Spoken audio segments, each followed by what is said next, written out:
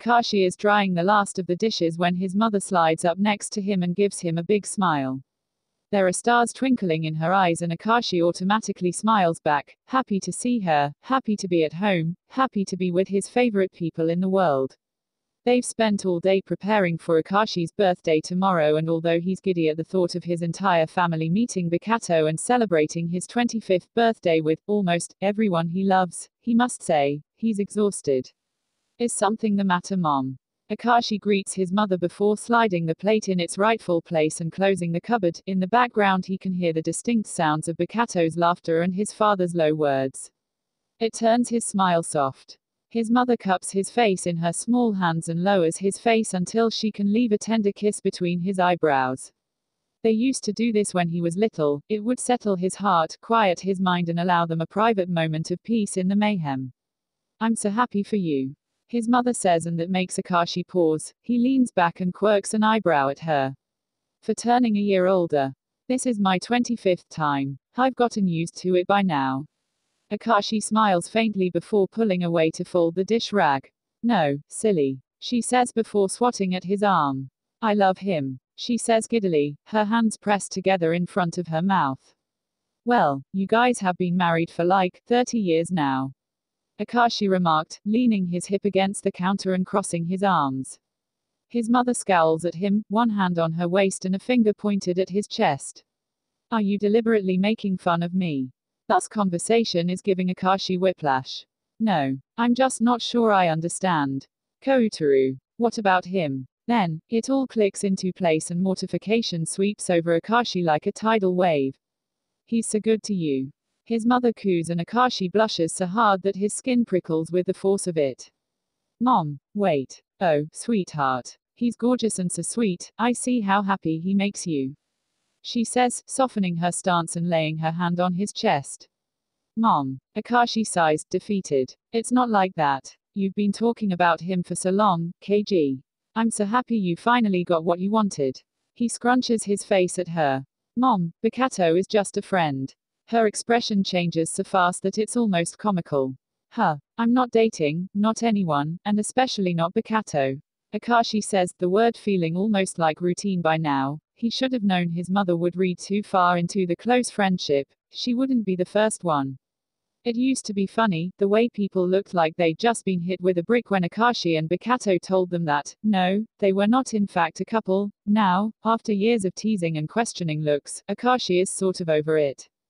He doesn't like to think about it anymore. The what ifs, and the whys, and the hows, of the relationship. It is what it is and Akaashi is happy about it. He didn't think he'd have to think about it this week, though. He didn't think he would have that particular problem at home. Akaashi's mother frowns, her gaze lost in the distance, as if the very notion of them not dating is inconceivable. Are you pulling my leg? Akaashi chuckled softly. Yes, because that's such a good prank, right?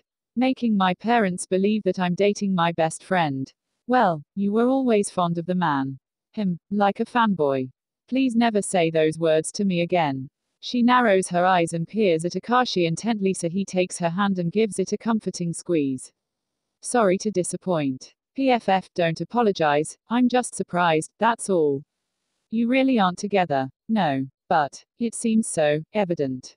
What's so evident? Akaashi's father says, entering the kitchen, and he sighs. Thankfully, he came alone. KG and Koutarou. His mother supplies, still searching for another truth on Akaashi's face. Oh, yes. Akaashi's father comes to slap a hand on his shoulder and proudly says, good catch, son. Akaashi could only groan quietly. Oh my god. His father throws a questioning look to his mother, who is, not so discreetly at all, making cutthroat motions with her hands. Oh, I'm sorry, KG. If he doesn't see what a great partner you are, that's his loss. His father adds, throwing his arm over his son's shoulder and squeezing him close. Dad. Akaashi sighs, feeling strangely tired now. His father throws another questioning look to his mother. She pats his cheek and says, they're not in love. His father scoffs. Good one. Akaashi gives him a long-suffering look and the amused smile slips off his father's face. See. Even your father noticed, and he rarely ever notices anything, his mother says, and Akaashi has to chuckle. He waves their arguments away with his free hand. Bokuto is just special. We've known each other for so long, so we're comfortable. He's my best friend. Akaashi says with a shrug, but, somehow, his heart isn't really in it. It's just that, well, it was never like that with your other friends. Or rather, you weren't behaving the way you were with Koutarou. I'd go as far as saying that he was never like this with anyone. Akaashi frowns slightly in a thoughtful manner. What do you mean? How am I? It's not just you. His father is quick to add in reassurance, but it only makes Akaashi even more confused. It's the way you are together. It reminds me of me and your father, when we were younger. There's something settled between the two of you. Something, sure. Akaashi is caught off guard by the comparison because this is basically the same argument he's been using for years to justify the particular closeness that exists between him and bokuto. They're just friends, and the only reason why they look like a couple sometimes is because they're comfortable with each other. It's easy with bokuto, natural. Bokuto is a dotting friend and Akaashi secretly thrives in intimacy. Once the initial formality of a 𝗵𝗶𝗸𝘆𝘂𝘂 relationship evaporated and they settled into a new friendship over the years, and it didn't take long for them to be generous with their affection. That's why they work. When one of them can't, the other one is ready. Hearing that argument being used under the light of a long-lasting romantic relationship makes Akaashi's heart flutter unexpectedly. He looks at you with such bare tenderness. His mother adds, a bright smile spreading across her face. And Akaashi's heart clenches painfully. Something must show on his face because his mother's eyes soften. She gets on her tiptoes and hugs him for a second. Sorry, darling. We really didn't mean to rattle you. It's all right. I just really thought you guys were dating. I'm usually right about these things. She says, a stubborn pout on her lips. The damnedest thing is that she's always been able to know when Akaashi was infatuated with someone or when he was about to enter a serious relationship. I bet it's not the first time you're hearing this. His father teases gently, causing Akaashi to purse his lips. I refuse to fuel your curiosity. He shoots and his father laughs. Maybe that means something. His mother says tentatively, a small smile playing at her lips. Akaashi is surprised by the way his heart latches onto the notion. Akaashi starts, but he doesn't really know how to continue the sentence. Bokuto chooses that moment to enter the kitchen, and Akaashi almost laughs at the way his parents turn to him with identical bright smiles plastered on the faces. Koutarou. Both of them all but shout eagerly, and Bokuto slows down, the grin on his face dimming slightly. Am I interrupting something? I'd say you're right on time, actually. What for? Bokuto grins as he stops in front of them. Despite Akaashi's confusion and newly discovered turmoil, he can't help but grin back at him, like the happiness are linked, tethered together by a string that pulls at Akaashi's own lips whenever Bokuto is already smiling. Akaashi feels something click to place inside of him, like the petal of a flower fluttering down to the ground. He rasps, feeling his heartbeat down to the tip of his fingers. He clears his throat and tries not to chide himself for looking at his best friend, even if he's more staring than anything else. You're okay? Bokuto asks, coming closer to push aside the strand of hair that fell over Akaashi's forehead. His gaze is tender. There's that word again. He's never thought about tenderness all that much before, not when it came to Bokuto at least. Now, lost in Bokuto's golden eyes, he feels his entire being pulse and sway. Yeah, just tired. Well, come on then. Let's have some tea and watch TV. It's been a long day. Wouldn't want the birthday boy to be tired on his big day. Bokuto grinned cheerfully as he cups the side of Akaashi's neck. Sounds great. Akaashi whispers, and Bokuto's thumb gently drags over Akaashi's jaw. His smile lingers in his eyes and it feels like home to Akaashi. But that's nothing new. Nothing and no one has ever felt as much like home as Bokuto has. No one has been as much of an evidence.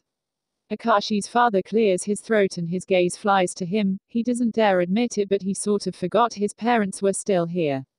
Tender. His mother sing-songs under her breath while pretending to dust something off her sleeve. Akaashi flushes and gives her a look that she meets head-on, one immaculate eyebrow raised in challenge. I'll go make some tea. You go choose the movie, all right. Are you sure you're okay, Akaashi? Akaashi rolls his eyes good-naturedly and squishes his cheek with his hand that caused his lips to pillow out cutely and making Akaashi smile a little. I'm fine, stop worrying. bokuto doesn't look entirely convinced, but he nods. So, Akaashi makes tea, and when he brings 2 mugs for them in the living room, bokuto opens the blanket he's cocooned himself with, invites Akaashi to cuddle close, and puts a movie on. Akaashi spends most of the movie lost in his own thoughts, bokuto's head tucked safely over his shoulder. Later that night, instead of sleeping on the couch like he did the last 2 nights, bokuto slithers into Akaashi's bed, bringing with him the scent of sandalwood and citrus. Akaashi, who was expecting him, he's always made a point to be the first one to wish Akaashi a happy birthday, hums appreciatively as he keeps his eyes on the stars blinking right through his bedroom window. Around them, the house is quiet, everyone else is fast asleep, the soundless night unperturbed by Akaashi's buzzing thoughts. Bokuto wraps himself around Akaashi from behind and hooks his chin over Akaashi's shoulder. "I'm not allowed to have boys in my room at night," Akaashi teases, voice as quiet as everything around them. Bokuto laughs wholeheartedly. "I'm not a boy, I'm a fairy," he counters, one of his hands settling over Akaashi's stomach. "It's past midnight. Happy birthday, Akaashi. I'm glad you're here," he says, feeling like the words aren't nearly enough to describe how truly happy he is to be sharing these rare free days with the volleyball player. "Me too. Good night, birthday boy. Good night." And the endearment that comes to mind is, "my love," but Akaashi can't bring himself to let it slip. That's not the kind of language they use, that's not who they are. So instead, he stays silent and lets bokuto's warmth lull him to sleep. This is something he understands, something that will never change.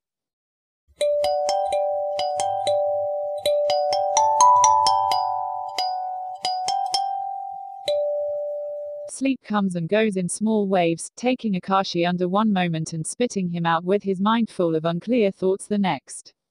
He quietly leaves bokuto's side before dawn, trying not to stare at his puffy face as he goes. He grabs his phone from the nightstand and pads through the dormant house.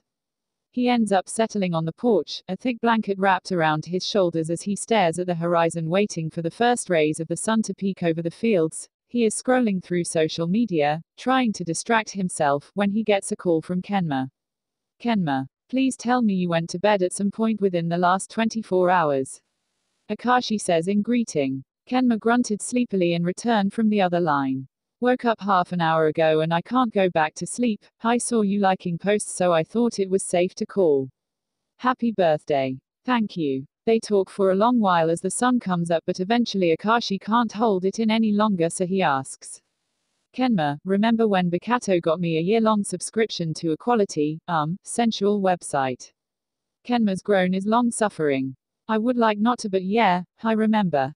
That's not something you get to someone you have feelings for, right?" 𝐤𝐴 makes a considering noise from the back of his throat. "That's not something you give to anyone, but it's you and bokuto, so who knows, to be honest. It was embarrassing, but it was thoughtful, I think." "Of course you think so." 𝐤𝐴 drawls, and Akaashi can picture him shaking his head fondly.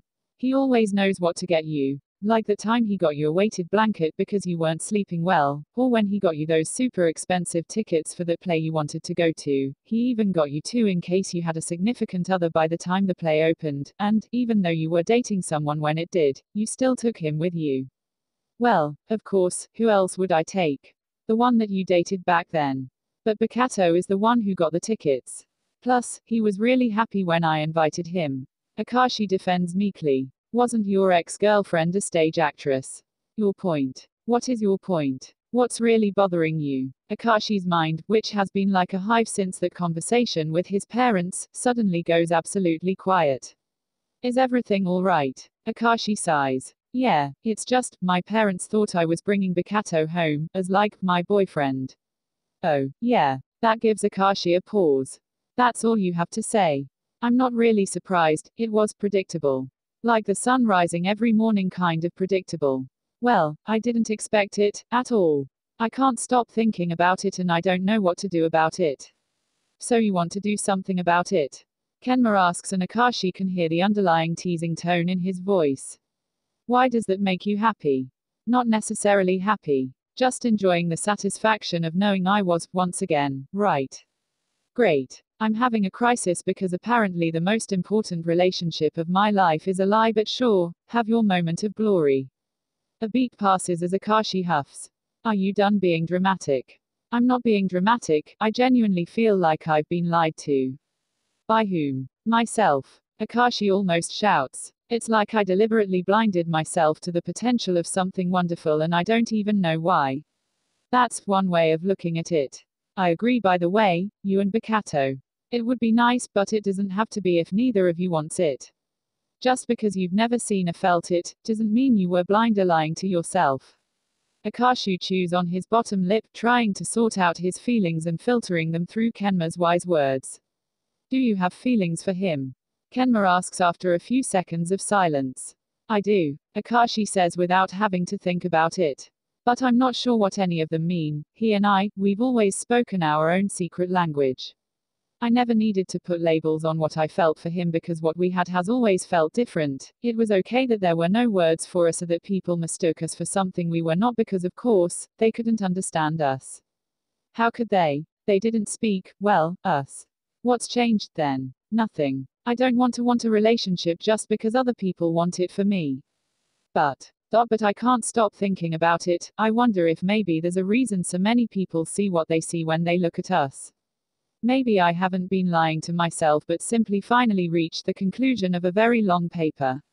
What's the paper about? Akaashi thinks about it for a moment.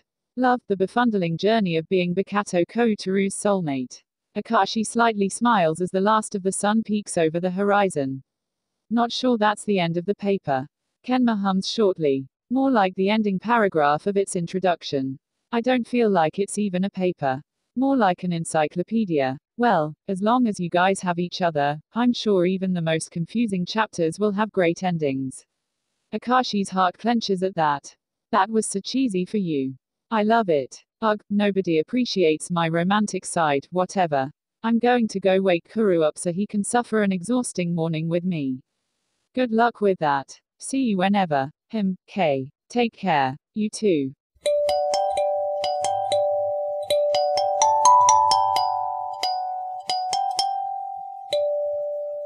Later that night, after the party and all the guests have gone home and the house is clean again, after his family and bokuto have gone to sleep, Akaashi finds himself back on the porch, staring at the endless sky.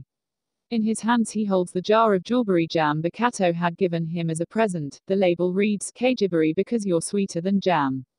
Akaashi has been fighting back his emotions all evening, but now, alone in the freezing cold, he lets them spill without shame or embarrassment. Last year, bokuto had found a small farm in Switzerland when 𝗵𝗶𝗶𝗆 had a match there, who sold all sorts of homemade jams and bought a year-long supply of them. So from then on, every week, Akaashi will get a new jar in the mail, each of them with personalized labels that bokuto has handwritten. Akaashi clutches the gift to his chest and sighed heavily, eyes glossing over. He doesn't know why he's tearing up exactly, just that there's no way of holding it in anymore. The door opens some time later and Akaashi gathers himself before turning around. Peeking outside is bokuto's sleepy face, one of his eyes is closed shut while his pouty lips frown. They stare at each other for a moment before bokuto retreats back inside. Akaashi finds himself staring at the closed door, both relieved and disappointed that bokuto didn't come out. He settles back in his chair, blanket wrapped tightly around his shoulder, jar of jam clutched in his hand. He leans against the cold leather and watches the moon, hoping to lessen the burden on his heart. A moment later, the door opens again and bokuto shuffles outside having put on a heavy coat and boots. His face is still half asleep and his hair looks even more like a lion's mane at the moment. Bokuto settles in front of him and leans down, his head on Akaashi's shoulders and his cold hand seeking warmth under Akaashi's blanket. What's on your mind? Akaashi shifts until he can wrap the blanket comfortably around the both of them, still carefully holding the jar of jam. Not much. You look really sad. And you're clutching that jar like it holds all the secrets of the universe. Maybe it does. What kind of secrets is it telling you about? Akaashi holds him closer and clamps his mouth shut. Bokuto's ability to always make him feel safe and understood while never once making fun of the way he expresses himself has always held a special place in his heart. Now, however, he's not sure how to express how he feels. Secrets of friendship. Akaashi says because that's true, that will always be true. Revelations about old feelings. He continues, words fragile, he's so afraid to speak them, so afraid that once they meet the cold air, they'll shatter and cut through the bond, maybe not irrevocably, but enough to hurt. Enough to make them both bleed. 𝗵𝗶𝗸𝘆𝘂𝐂𝑂 moves until he can sit properly on the chair across from him and looks at him. Akaashi. He whines his name for a short while before taking a deep breath.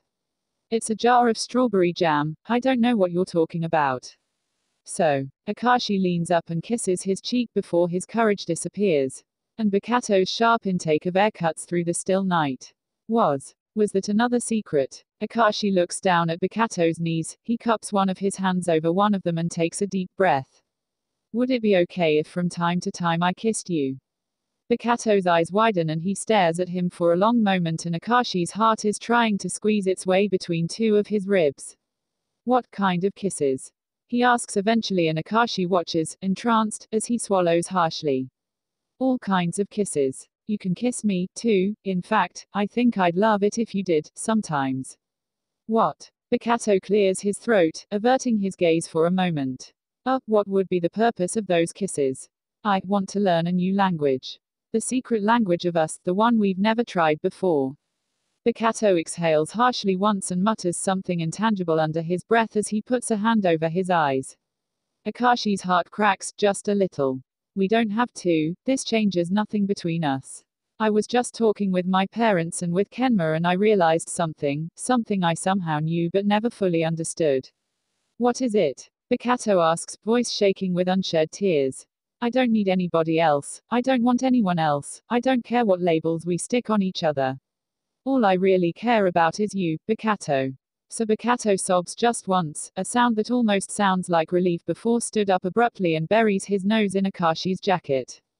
𝗵𝗶𝗸𝘆𝑂 doesn't say anything, just stays there and holds Akaashi close. I've been thinking about us and everything we do with and for each other. Akaashi says, leaning his cheek against 𝗵𝗶𝗸𝘆𝘂𝑂. At first we were just teammates, and then friends, then best friends, then, when that wasn't enough, we became soulmates.